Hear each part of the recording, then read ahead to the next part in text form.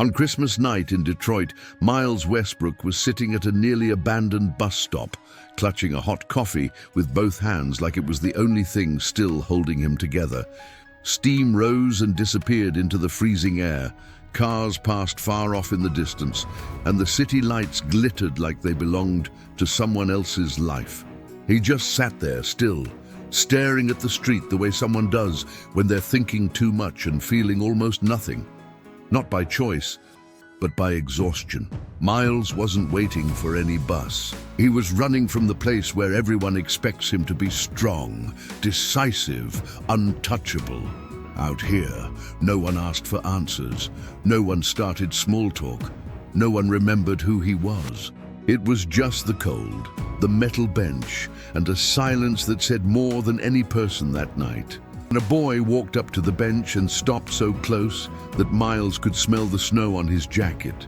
The kid slowly lifted his face and looked straight into Miles's eyes. No fear, no filter, and said a simple sentence about Santa Claus that hit Miles like a punch to the chest, right in the spot he'd sworn he'd locked away for good. Before we go on, tell me in the comments, from which city, state, or country are you watching this? On Christmas night, Detroit was shining in a way that felt almost ironic. Downtown packed with lights, store windows blinking, people squeezing past each other with hot chocolate in their hands. And at the same time, a cold that slipped through invisible cracks and didn't ask permission. Old snow had turned into a grey paste on the sidewalks, and the wind slammed into the light poles like it woke up in a bad mood. Off to the side of a big avenue, in a poorly lit corner, a bus shelter sat almost outside the city's script. A glass box with handprints on it, torn ads, and a bench too cold for any sensible person to sit on. But there was Miles Westbrook, a real estate billionaire, known for buying up entire blocks like they were pieces on a board game. He didn't look lost from the outside. His coat was perfect, posture straight, gaze trained and controlled. But inside it was a whole different story. Wealth had given him everything other people call security, but it had failed at the basics. A silence that soothes, a house that feels like a hug, a night that doesn't crush you. And that Christmas night, all his power couldn't push away the one memory that kept forcing its way back. When Miles heard rushed footsteps, he lifted his eyes. A woman appeared, pulling a small boy by the hand, trying to shield them both from the wind, with a coat that had clearly seen better days. Her name was Erin, and you could see it on her face, that specific kind of tired you only get from constantly calculating the next step. Bus fare, work hours, tomorrow's food. The boy, about 6, cheeks red, nose running a bit, looked at the world with a mix of curiosity and already learned resignation, as if he'd figured out early that pretty promises don't always turn into reality. They stopped near the bench, and the boy threw out a sentence like a kid tossing a rock into a lake, with no idea how far the ripples would go. Mom said Santa forgot about us again. Erin tried to fix it immediately with a small, tight smile. Hey, don't say that. But the damage was done. Miles didn't hear just a child's complaint. He heard something old, intimate, and painfully familiar. His chest clenched around one specific second from a Christmas long ago, the one he still carried as guilt, and the name he avoided thinking about came up whole, without asking. Hannah, his daughter. The laugh that vanished far too early, leaving a hole no skyscraper ever managed to fill. Miles looked away, irritated, not with the boy, but with himself for feeling anything at all. The arrogance that protected him in the business world was useless here, on that freezing bench, in front of a mother holding her dignity with both hands and a kid who just wanted not to be forgotten. If you like stories like this, ones that squeeze your heart without cheap tricks, subscribe to the channel and stick around, because at that exact moment, the digital sign at the bus stop flashed, "Service suspended because of the snowstorm." And Miles realized they weren't really waiting for a bus. They were waiting for a miracle. And that was when he asked a question he never asked strangers, a question that would change the course of that Christmas night. Miles kept staring at the blinking words, Service suspended, like it was a sentence being handed down. The wind picked up again, and the glass shelter shuddered. Erin squeezed the boy's hand tighter and pulled him closer to her chest, trying to turn her own body into a wall. Miles cleared his throat, looked at the two of them, and said directly, without any of the performance he used in meetings, "The bus isn't coming. You're not staying out here in this storm." Erin raised an eyebrow, instinctively on guard. "And we're supposed to go where?" The boy just watched Miles, curious, like he was waiting for the most obvious answer in the world. The answer wasn't obvious at all. Because Miles, the man of power, chose to be simple. "To my place. At least until this lets up." Erin took a step back immediately. Her whole body said no. She scanned his face, searching for a trap, hidden intentions, anything her humility had grown alongside the caution of someone who has already learned that kindness sometimes comes with a bill. Miles noticed and didn't try to convince her with charm. He just opened his hands like he was offering space. "You can keep the door open. If you feel uncomfortable, you leave. I can't watch a kid shaking out here." The boy tugged at his mom's sleeve and whispered something she didn't answer. Her silence stretched. Storm wasn't getting any better, and the kid's fingers were stiff from the cold. Erin swallowed hard, defeated by the inevitable, not by the promise of luxury.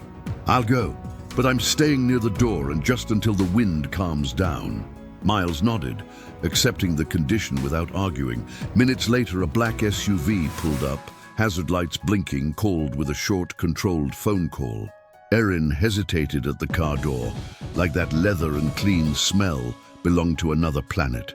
Miles got in first, in the passenger seat, making it clear that the entire back seat was for her and the boy. There was plenty of space, and even so, she felt squeezed by the feeling of stepping into the world of someone who had wealth, even in his silence. The house, a big place in Bloomfield Hills, looked more like a museum than a home. Beautiful front, carefully designed exterior lights, and no Christmas decorations, no mess, no sign of life. When the door opened, the air inside was cold too, like no one had really breathed in there for a long time. Erin's eyes swept over the high walls, the wide hall, the echo of Caleb's footsteps. "It's just you here?" she asked, unable to hide her surprise. Miles answered without looking straight at her. "Just me." And inside that one word was something heavier than the entire house. He turned on a few lights, pushed up the heat, offered towels and a mug of hot chocolate that looked like it had been made by someone who'd never really had to make hot chocolate before. The boy, Caleb, walked slowly, like he was stepping on forbidden ground, till he found a half-hidden door in the hallway and pointed at it. "What's in there?" Miles was about to say nothing, out of reflex, out of that old arrogance. But the word that came out was different, just storage. Caleb opened it before anyone could stop him. Inside, stacked boxes, the clean smell of cardboard and dust. And in the corner, a Christmas tree in pieces, stored away like it was dangerous. Caleb walked up to it like he'd found treasure. He pulled out a smaller box, opened it, and the old ornaments glinted under the yellow light. In the middle of them, he grabbed one with a worn ribbon and a name written in delicate handwriting. Hannah. Miles froze. The air suddenly felt colder than outside. Erin noticed the change in his face, that tiny crack in the control of a man who'd built an entire life around, never flinching. Caleb held the ornament carefully, like it was too fragile to exist. "Who's Hannah?" he asked, innocent, having no idea he'd just touched the most painful spot in the house. Miles opened his mouth, and nothing came out. Just a silence that started to fill up with everything he'd never said. For the first time, Erin stepped away from that imaginary doorway she'd been clinging to and moved further into his world, because she understood that what was happening there was bigger than a snowstorm and a fancy house. Before Miles could find the courage to answer, Caleb accidentally swung the ornament, and it chimed softly, almost musical, as if it were calling up another memory, a song, an old carol. And without knowing it, that boy was about to sing the very song Miles had sworn would never be heard in that house again. Miles stood in the doorway of the storage room, like the rest of the house had disappeared. The ornament with Hannah's name swung in Caleb's hand, and that light little sound hit the silence in a strange, deeply personal way. Erin understood immediately this wasn't just old stuff. It was a part of his life, sealed away like remembering it was dangerous. Caleb turned the ornament in the light, curious. "Was Hannah your daughter?" Miles took just a second longer than normal to answer, like his body wanted to lie just to avoid the pain. "She was." In almost broken voice, he added, "She got sick that winter. Fast. Way too fast." Erin didn't ask for details. She just rested her hand on Caleb's shoulder, asking for gentleness without needing words.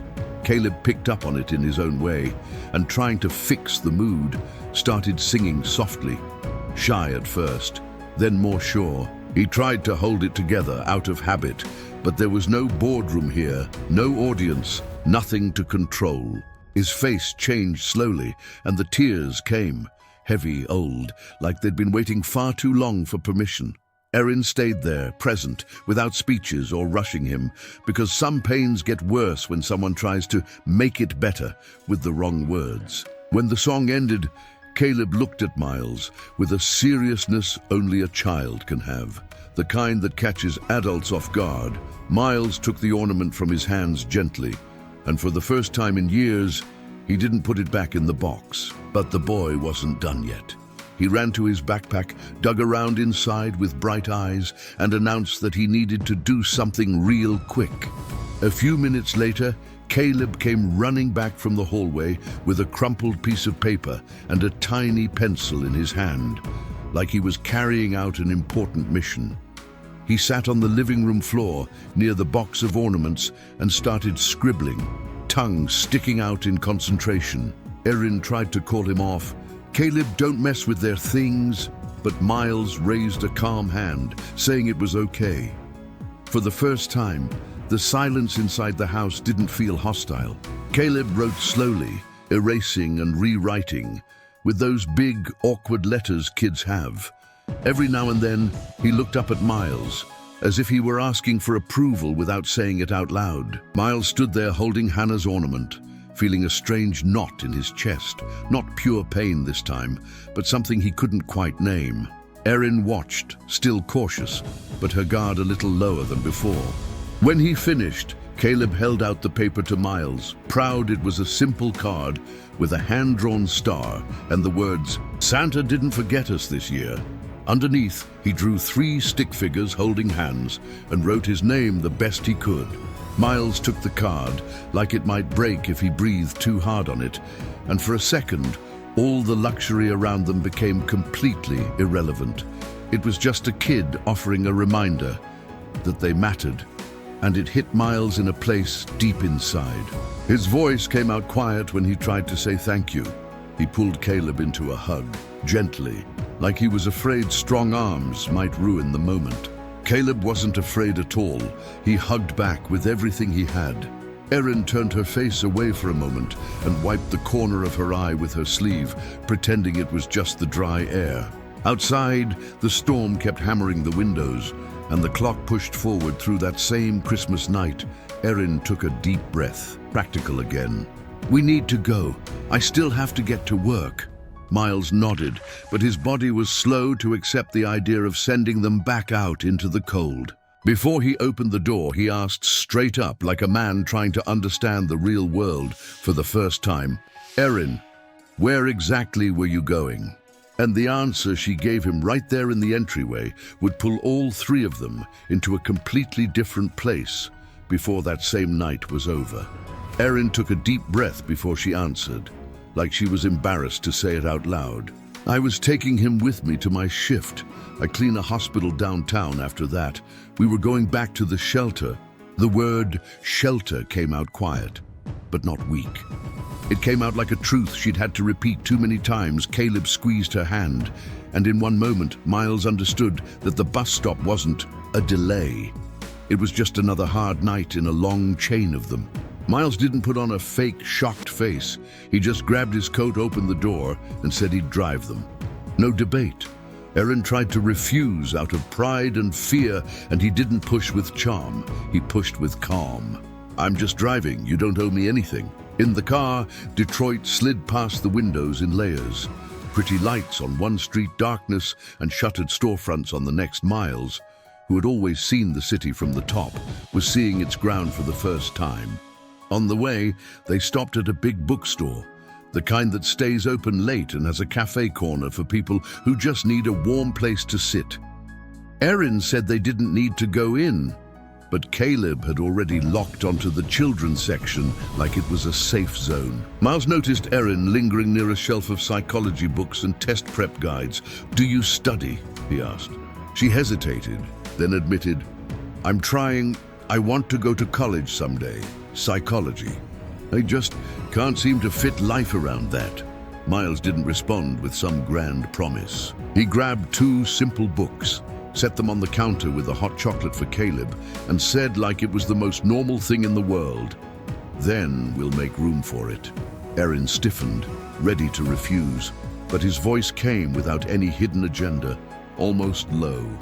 "I spent way too long thinking money solved everything by itself. Today, I realized it only really matters when it turns into a bridge."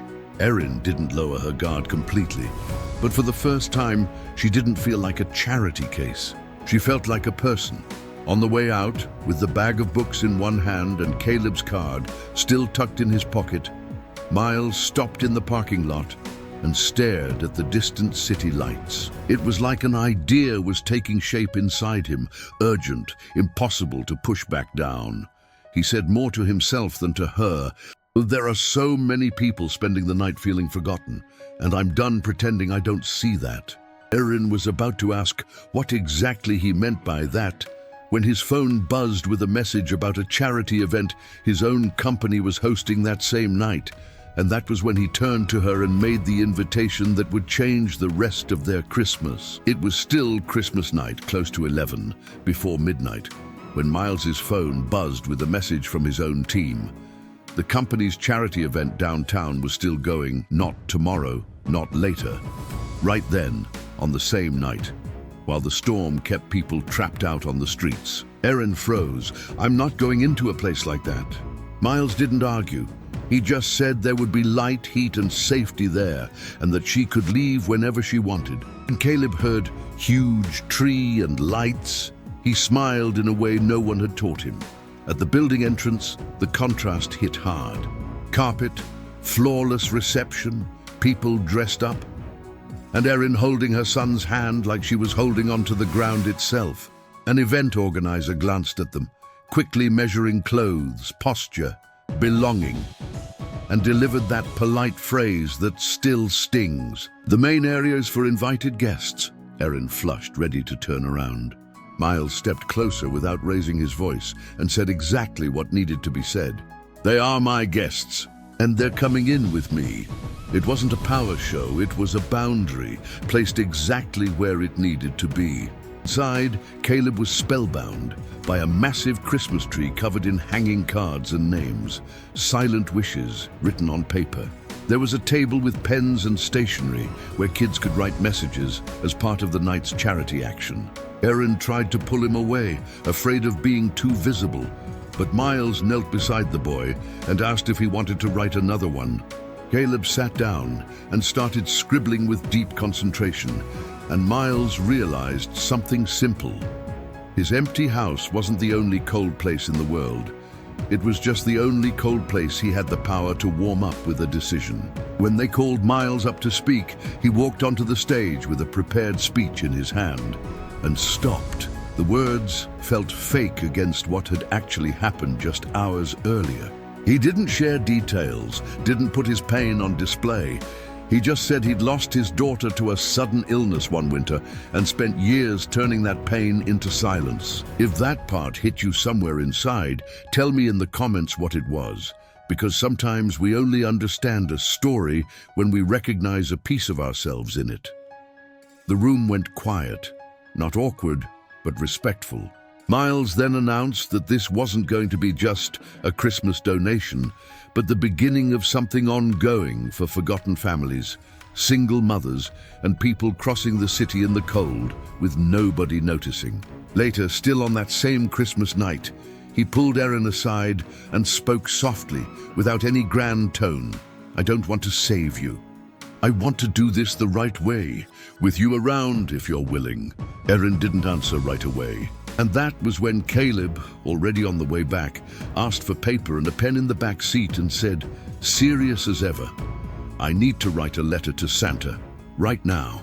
The car moved slowly through Detroit's streets, as if the whole city had turned down its volume. Erin stared out the window, thinking about the shift she still had to work, and Miles drove without rushing, both hands tight on the wheel, not because of the road, but because that new kind of quiet inside him still felt unfamiliar.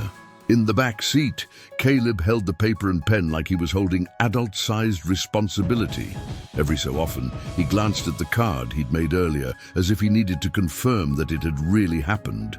Near the hospital, parking lot lights made the snow look whiter than it really was. Erin unbuckled her seatbelt and took a steadying breath, slipping back into real-life mode. "I need to go in. I can't lose this shift." Miles nodded and replied softly, "Okay, I'll stay close. You're not ending this night the same way it started." Erin was about to push back, proud as always, but stopped, because for the first time, it didn't sound like he was trying to control her. It sounded like he was trying to learn. Caleb tugged at his mom's sleeve before she got out. "Mom, hold this for a second." He balanced the paper on his knee and began to write again, slowly, with crooked letters, but a beautiful seriousness. Erin crouched beside him, reading over his shoulder, not correcting, not hurrying him. Miles watched in the rearview mirror, feeling that good kind of tightness in his chest. It wasn't easy happiness. It was presence. When Caleb finished, he folded the paper carefully and read it out loud, stumbling over a word here and there. "Dear Santa, if there's a kid who feels forgotten, tell them somebody remembers with love, a boy who was remembered." Erin bit her lip to keep from crying again. Miles looked away for a moment like he needed air, then finally said, That's something rare." Caleb answered simply, "Then put it somewhere Santa can find it." Just a few feet away on the sidewalk, there was a mailbox and a lamppost wrapped with a Christmas decoration, strapped on with plastic ties. Miles stepped out of the car, feeling the cold hit his face, and took the letter with the care of someone holding something sacred without fully knowing why. He slid the paper into the mailbox, slowly, and stood there for a moment, watching the snow fall under the yellow light. And on that same Christmas night, the man who had everything finally understood something small and definitive. It was never about being remembered by the whole world. It was about not letting anyone walk through the cold, believing they don't exist. Later that same Christmas night, after the hospital doors closed behind Erin and Miles sat alone in the car for a moment, he finally understood what had really happened. It wasn't some big cinematic miracle. It was a chain of small things that knocked down, one by one, the defenses he'd spent years building. A freezing bench, a hot coffee, a softly sung carol, a crooked card, a child's letter. In the end, what remained wasn't shame or performance, it was presence. Miles drove back home with the silence still there, but changed. It wasn't the old silence of abandonment anymore. It was the silence of someone who'd been shaken awake and couldn't unsee what he'd seen. The wealth was still there, of course, but for the first time in a long time, it seemed to have a proper place, not to hide pain, but to make sure fewer people had to walk through the cold thinking they don't matter. And when he remembered Caleb saying, "Santa didn't forget us this year," that sentence echoed in his mind like a message too simple to ignore. Now let me ask you, if you were Miles, sitting at that bus stop, what would you have done? What touched you the most in this story? The boy's first sentence, the card, or the letter at the end? If you've lived something even a little similar, or if this story reminded you of someone, share it in the comments. Your story might be exactly what someone else needs to hear. And if you enjoyed this kind of narrative, hit like, subscribe to the channel, and turn on notifications so you don't miss the next stories, ones that don't just entertain, but remind us of something powerful, that being human is, above all, about noticing who's out there in the cold and choosing not to look away.